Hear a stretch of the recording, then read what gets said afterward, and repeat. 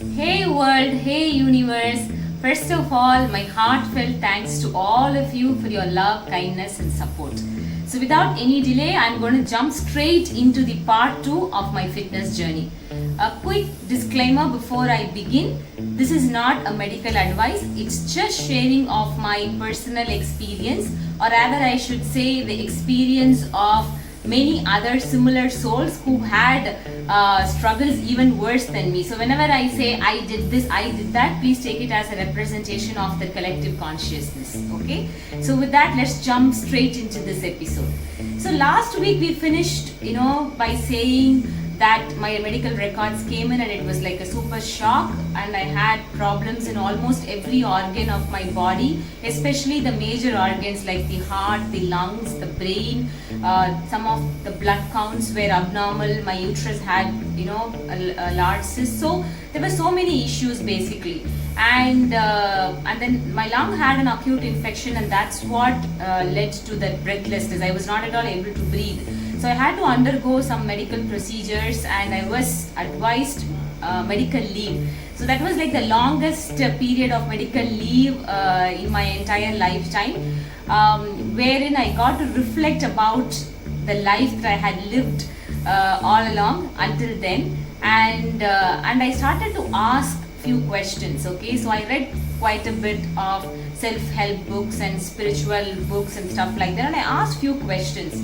And so the questions to begin with are, the first is about the quality of my life. Am I really happy with the current quality of life? So I asked this question at that moment.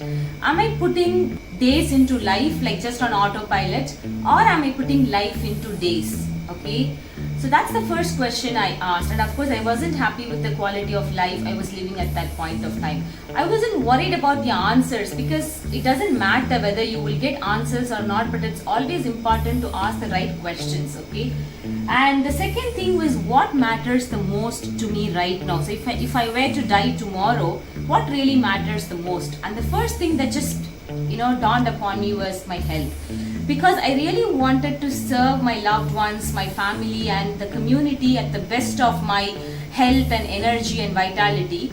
And looking at that situation, which kind of like I had put myself into, I definitely wouldn't have been able to continue life for long. So when I looked into what mattered the most, my health mattered the most, and I decided, okay, let me take control of it at least now.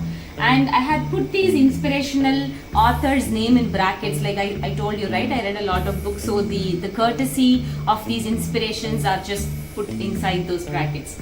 The next question is, how do I want to live, love, and leave the world?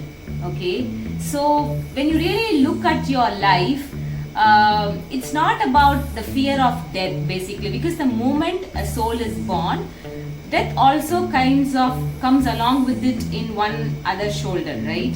It's not about the fear of death, but it's about, what do I want to do when I am like on this earth? There's some purpose behind why we are all born. So have I really understood that purpose?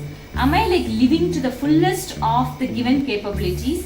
Am I loving my fellow souls again with all that energy and vitality? And how do I want to leave this world? Do I want to leave this world with a message saying, oh, she suffered so much, or she lived with so much courage and audacity that she kind of, broke out all those obstacles that came on her way? So that question was kind of very profound in my life, I should say. And the last question was our beloved Mahatriya's famous question, is your life an example or warning? Because every moment you are doing something, okay, somebody is watching you, especially all of us who have children at home, youngsters at home. Whatever you're speaking, whatever you're listening, you're watching, you're doing, your activities, your actions are constantly monitored by these people who are going to follow your footsteps.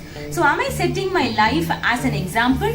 Or at least if not, I don't want my kids to say like, we don't want to live a life like our mom, like we don't want to suffer like her.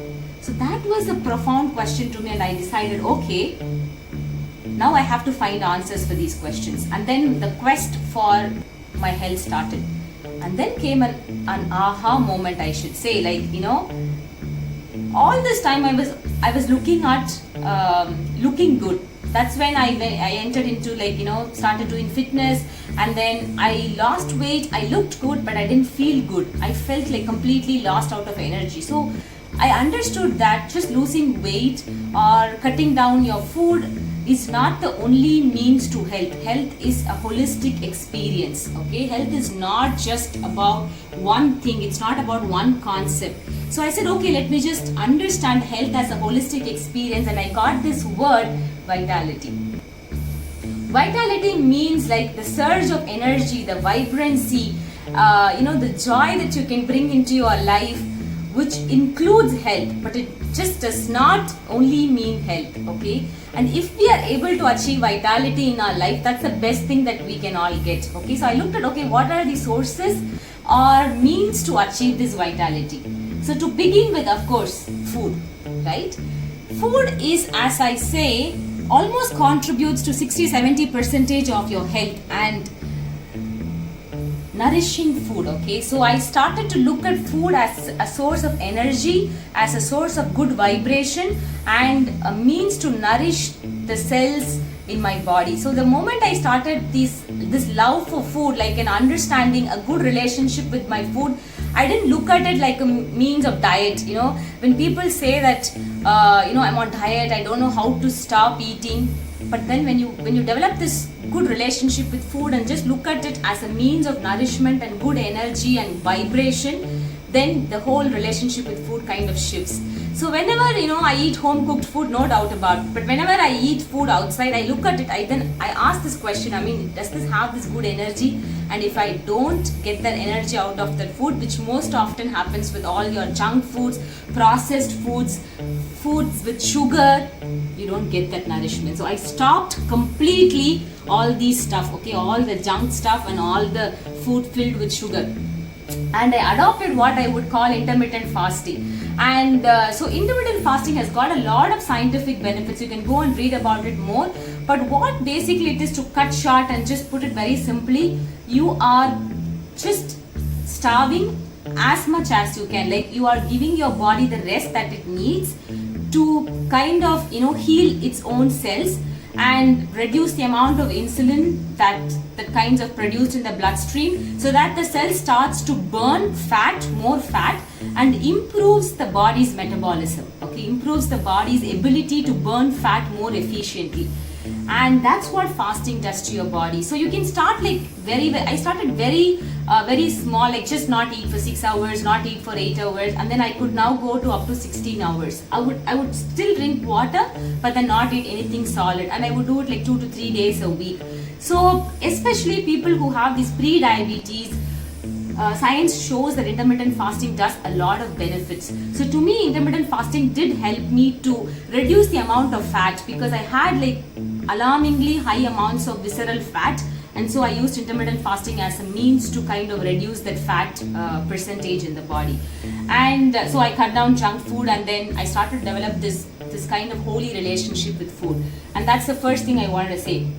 The second thing is about the physical agility. I don't use the word fitness or whatever it is, because agility means the speed and the grace with which you're able to move, because that's what my goal was all about. Like, whenever I had to move, I wanted to move efficiently. I wanted to move without tiredness. I wanted like do the day's activities until the end of the day with just full of vibrancy and energy.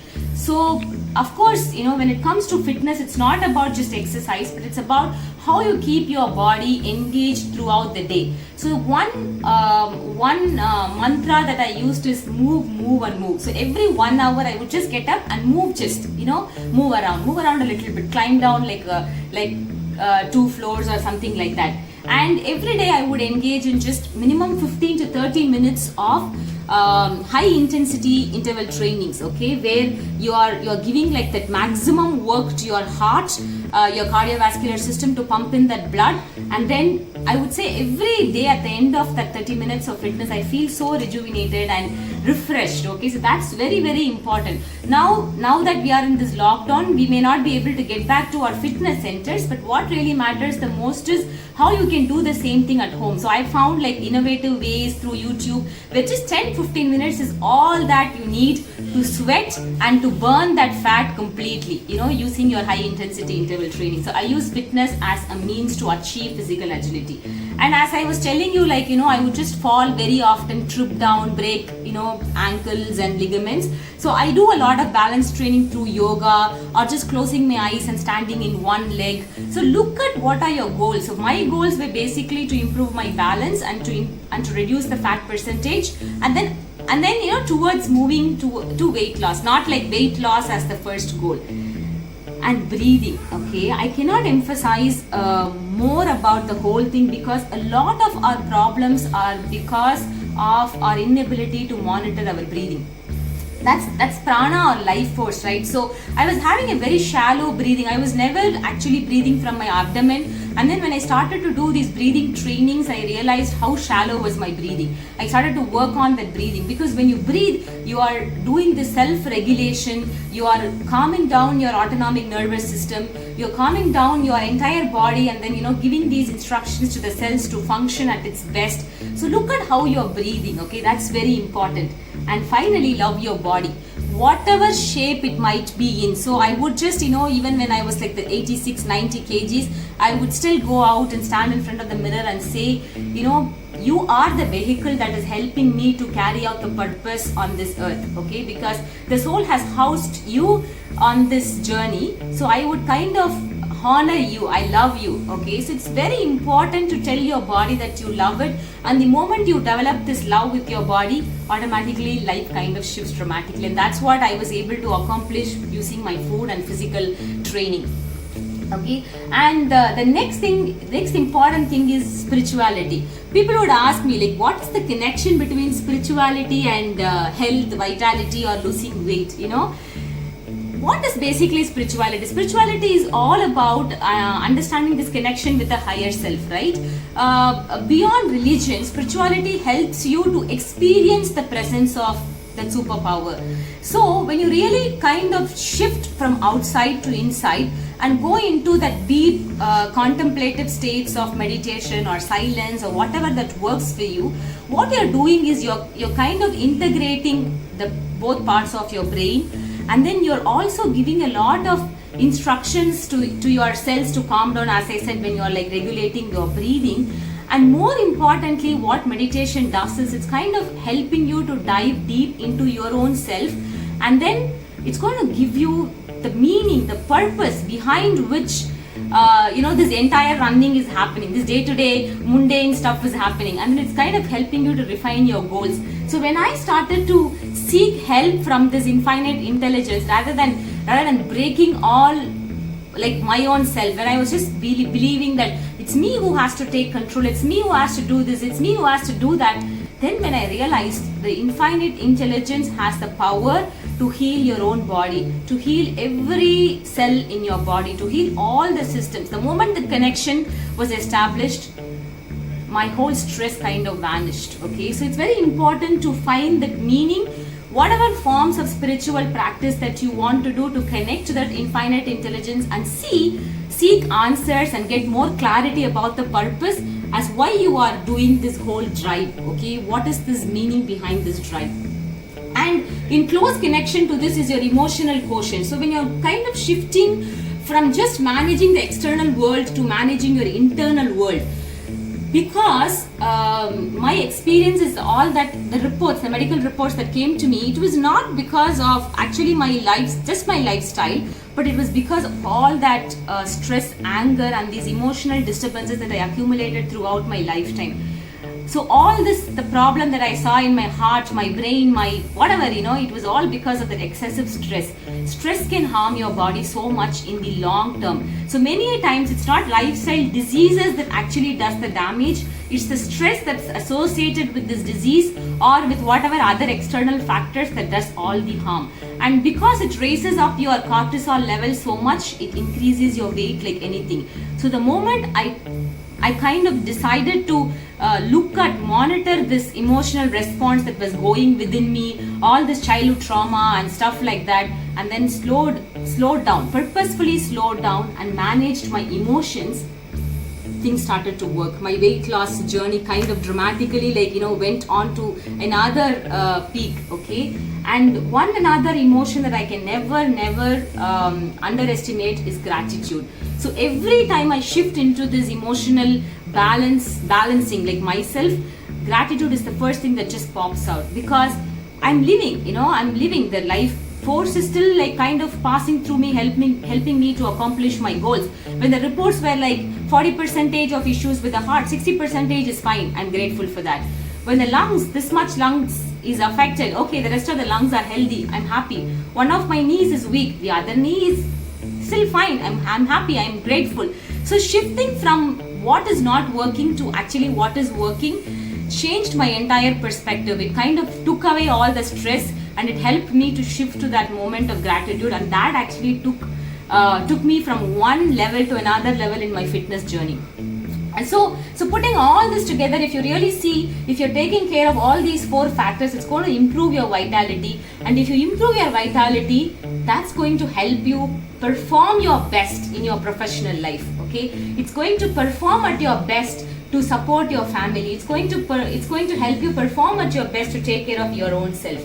And the last thing is actually sleep. Okay, sleep is one of the grossly underestimated things in every one of our life.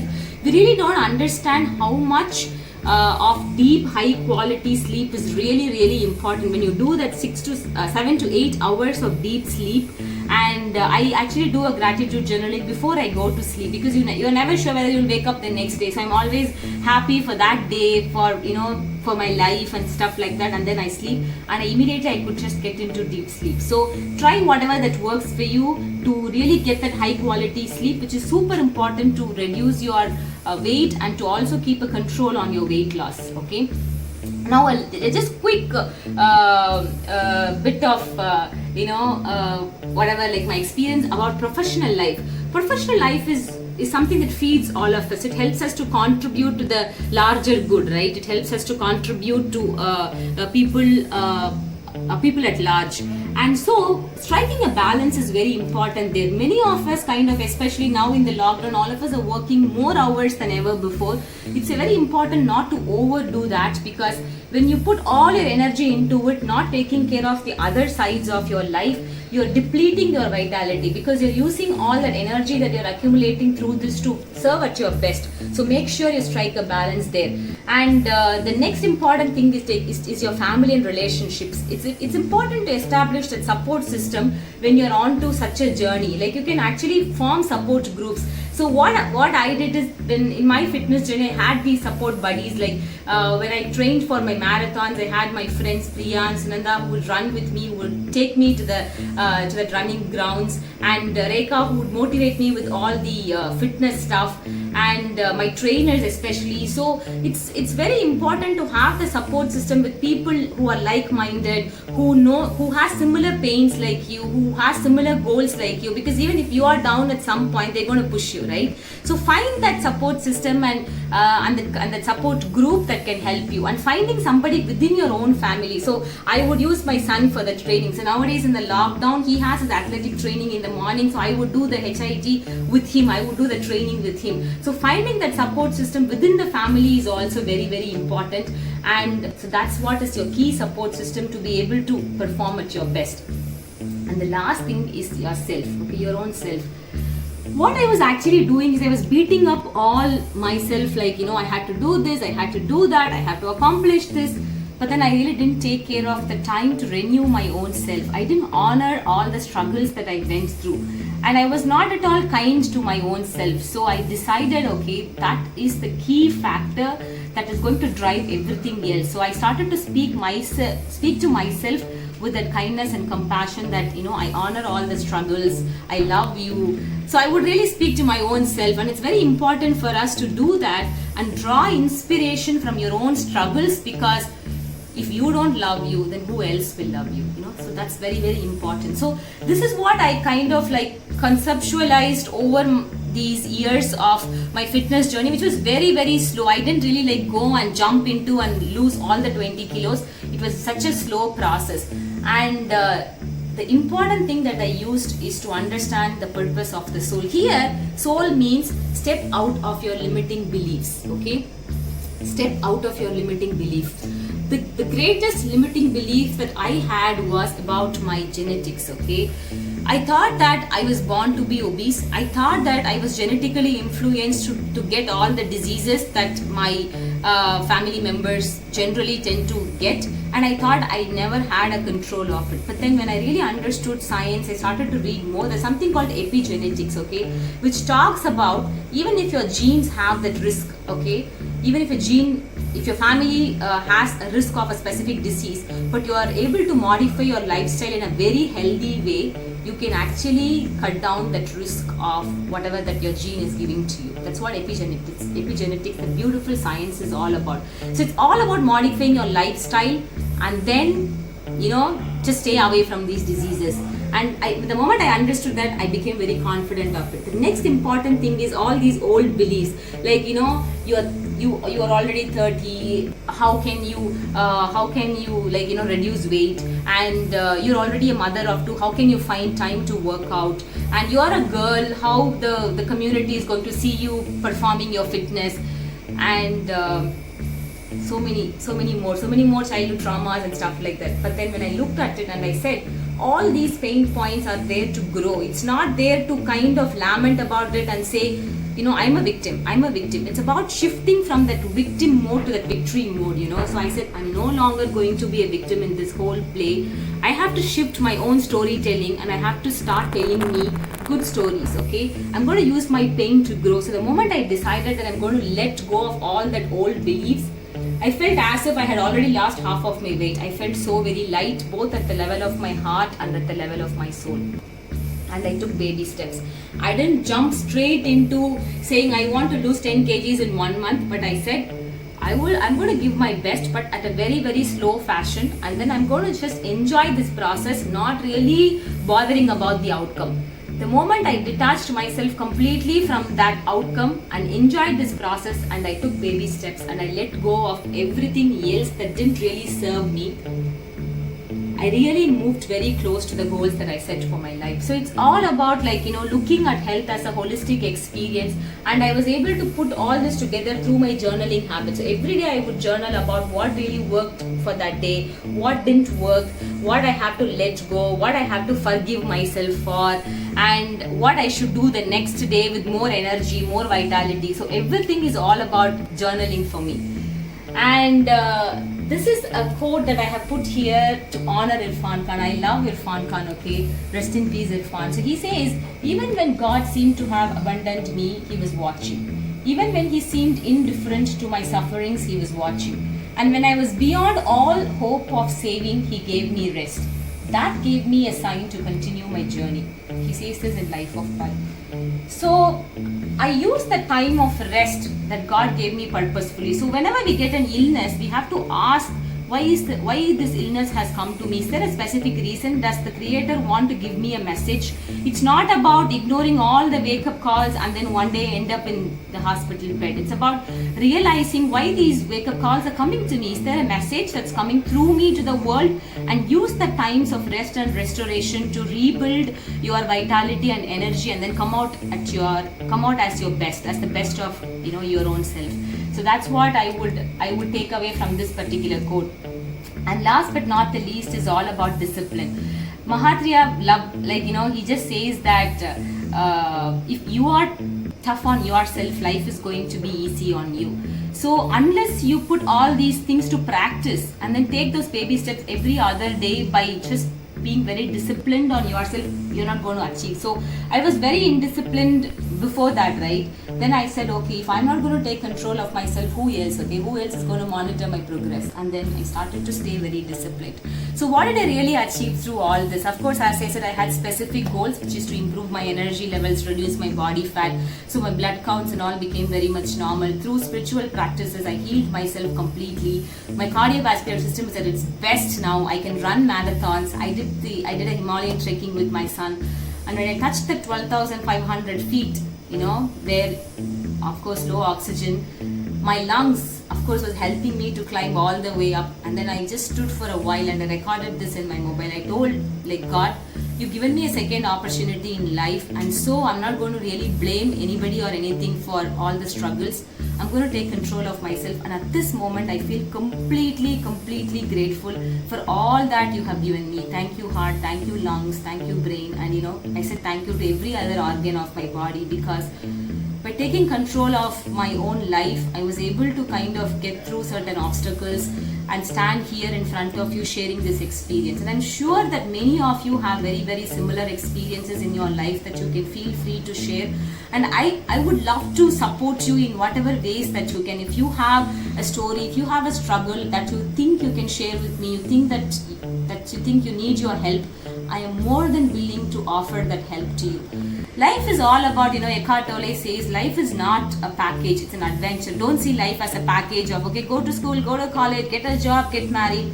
But then see every aspect of your life as an adventure, just trying to beat yourself up and then just go one on top of each other, exploring your own self, because we are the highly evolved species on this planet at this point of time with the highest intelligence in place.